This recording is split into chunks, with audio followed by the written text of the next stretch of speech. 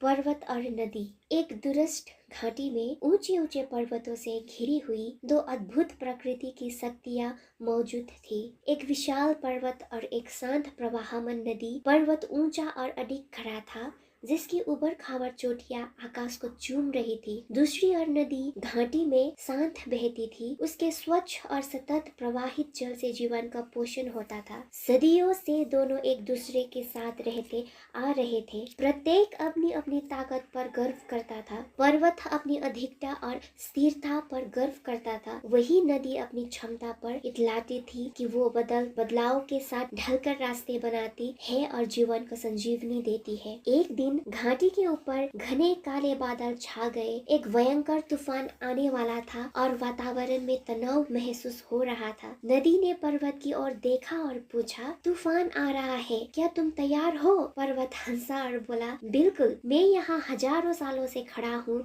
एक मामूली तूफान मेरा कुछ नहीं बिगाड़ सकता। नदी ने कुछ नहीं कहा और शांति से बहती रही। जैसे ही रात हुई, तूफान ने अपनी पूरी ताकत दिखानी शुरू कर दी। घाटी में हवाएं गरजने लगी, बिजली चमकने लगी और मूसलाधार बारिश होने लगी। पर्वत दृढ़ता पूर्वक खड़ा रहा। उसके पत्थरीले चेहरे ने इन सब का डटकर सामना किया। वही नदी बारिश के पानी से भर गया। उसका प्रवाह तेज हो गया और उसने खुद को बदलते हालातों के अनुसार ढाल लिया। देखो तुम्हें, पर्वत ने तूफान के बीच गजरते हुए कहा, तुम अपना आकार खो रहे हो और हर तरफ बह रहे हो। तुम्हें मेरी तरह दृढ़ खड़ा रहना चाहिए। नदी ने शांत स्वर में उत्तर दिया, मैं अपना स्वरूप नहीं खो रही हूँ, मैं जीवित रहने के लिए खुद को ढाल रही हूँ। तूफान कई दिनों तक चला। अपनी पूरी ताकत से पर्वतों ने हवाओं, बारिश और बिजली की पूरी मार झेली। उसकी सतह पर दरारें बनने लगी और विशाल चट्टानें नीचे गिरने लगी। जो अधिकता कभी पर्वत का गर्व था, अब वही उसकी सबसे बड़ी चुनौती बन गई। इसके विपरीत नदी ने बहने जारी रखा।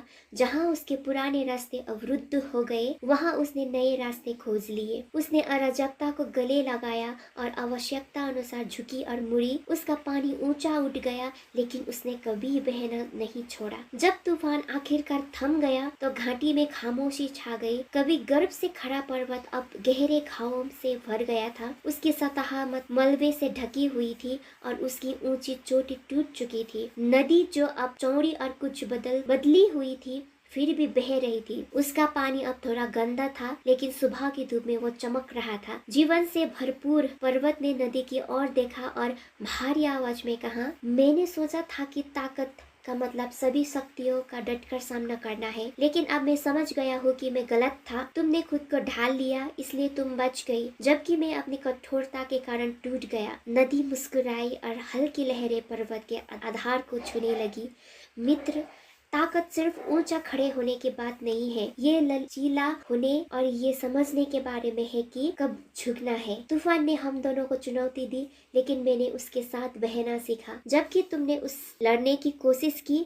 जीवन एक प्रवाह है, इसे जीतने की लड़ाई नहीं माना जा सकता। उस दिन से पर्वत और नदी ने एक दूसरे के प्रति सम्मान साझा किया। पर्वत ने नदी की अनुकूलता की सराहना की और नदी ने पर्वत की स्थायी उपस्थिति की। साथ में वे संतुलन के प्रतीक बन गए, एक अडिग खड़ा और दूसरा सतत बदलता।